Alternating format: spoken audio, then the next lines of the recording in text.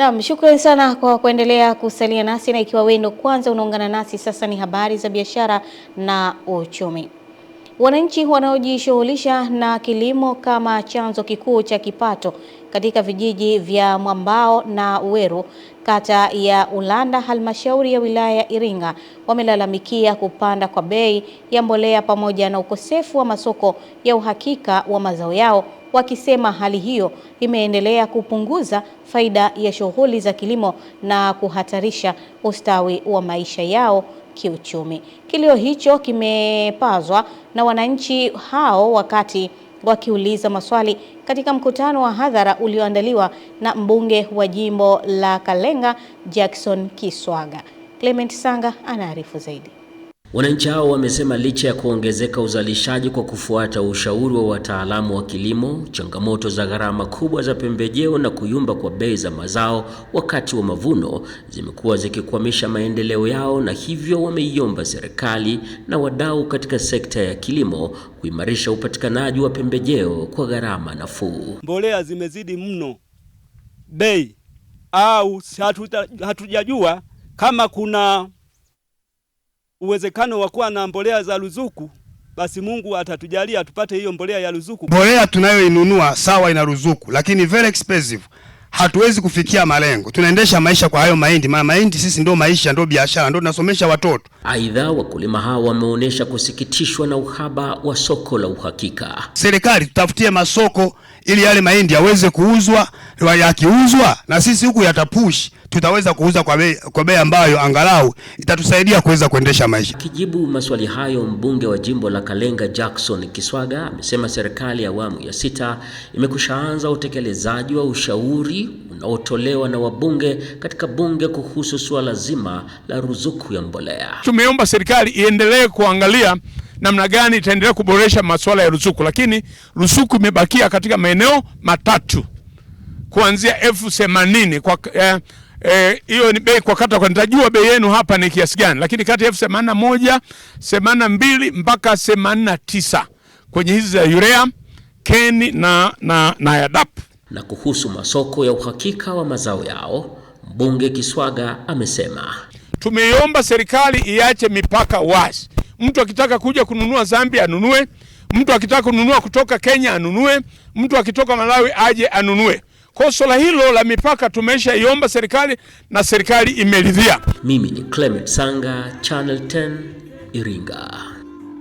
Kituo cha ushirika wa tumbaku Chunya Chutko kimeandaa mpango mkakati wa miaka 5 utakaoonesha mwenendo na mwelekeo wa chama kinapotoka na kinapokwenda, pamoja na kuepuka uendeshaji wa taasisi wa mawazo ya mtu mmoja mmoja.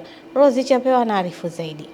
Mpango mkakati huo umezingatia dira ya taifa ya maendeleo ya mwaka 2025-2050 na unatajwa kutekelezwa katika kipindi cha miaka 5 kuanzia mwaka 2026 hadi 2031.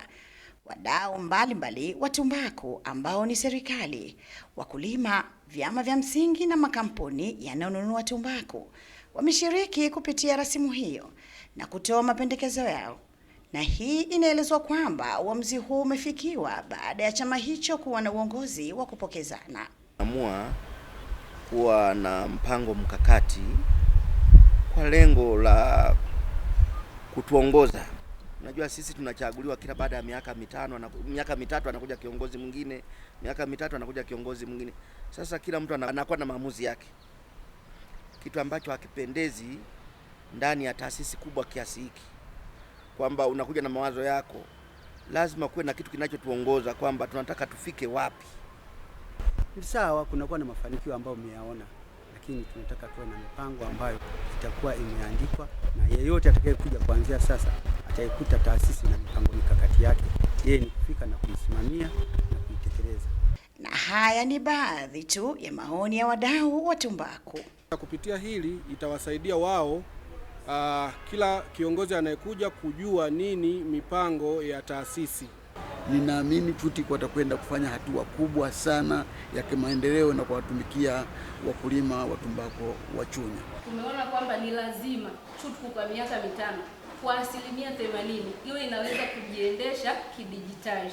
Mrajisi msaidizi wa vyama vya ushirika mkoa wa Mbeya, Elia Richard, ameviagiza vyama vyote vya mkoa wa Mbeya kuandaa mpango mkakati. Tunahitaji kila AMCOS, chama chote cha ushirika ambacho kiko hai kinafanya shughuli zake, kinatakiwa kiwe na mpango mkakati. Yaani hilo sio ombi, bali ni maelekezo ambayo tunatakiwa tuyatekeleze. Kutoka mkoani Mbeya, mimi ni Rozi Chapewa wa Channel 10.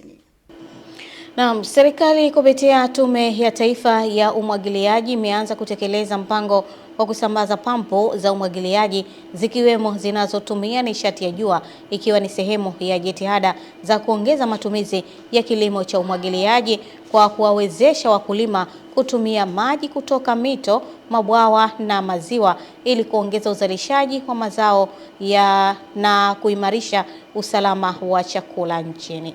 Amani Mbando anaripoti. Hatua hiyo inaenda sambamba na utekelezaji wa programu nyingine za tume hiyo, ikiwemo uchimbaji na ujenzi wa mabwawa ya umwagiliaji na uchimbaji wa visima kwenye mashamba ya wakulima, na sasa ikija na mpango huo wa kugawa pampu za ardhini kwa vikundi. Mkurugenzi mkuu wa Tume ya Taifa ya Umwagiliaji NARC Raymond Mndolwa akizungumza na vyombo vya habari jijini Dodoma amesema tayari pampu 1000 kati ya 2000 zilizonunuliwa zimepokelewa katika mikoa 7 na zinatarajia kuwanufaisha wakulima zaidi ya 15,000. Hawa ni ambao walikuwa wanalima lakini kutokuwa na uhakika wa kuvuna kwa sababu walikuwa wanasubiri mvua. Kwa jumla hekari ambazo zitakuwa zimeongezeka ni hekari 13,518. Tunatarajia kupata pampu zingine 1000 za jua, na pampu hizi tutazigawa pia kwenye maeneo yale ambayo upatikanaji wa umeme ni changamoto, lakini pia kuna jua la kutosha kuwafanya wao waweze kulima muda wote wa mwaka. Kuhusu uchimbaji wa visima, Mndolwa ameeleza kuwa tayari visima 390 vimechimbwa katika mikoa 15 kwa mwaka wa fedha 2025-26 na kwamba serikali imenunua pampu 500 kwa ajili ya visima hivyo, huku ikitarajia kuchimba visima 696 kwa mwaka huu wa fedha 2026-27 ili kukamilisha lengo lililowekwa la kuwa na visima zaidi ya 1000. Malengo ambayo tulikuwa tumepewa na serikali kwa mwaka uliopita wa fedha ilikuwa ni visima 1064. Mpaka sasa hivi kama nilivyosema tumechimba visima 390, na malengo tuliojiwekea mwaka huu wa fedha 26-27 ni visima 696 ili tukamilishe ile idadi. Amani Mbando, Channel 10, Dodoma. Asante Amani Mbando kwa taarifa hiyo, na ndio mwisho wa habari za biashara na uchumi. Eden Bahati atakuwa hapa kutujuza yaliyojiri kwa upande wa michezo na burudani.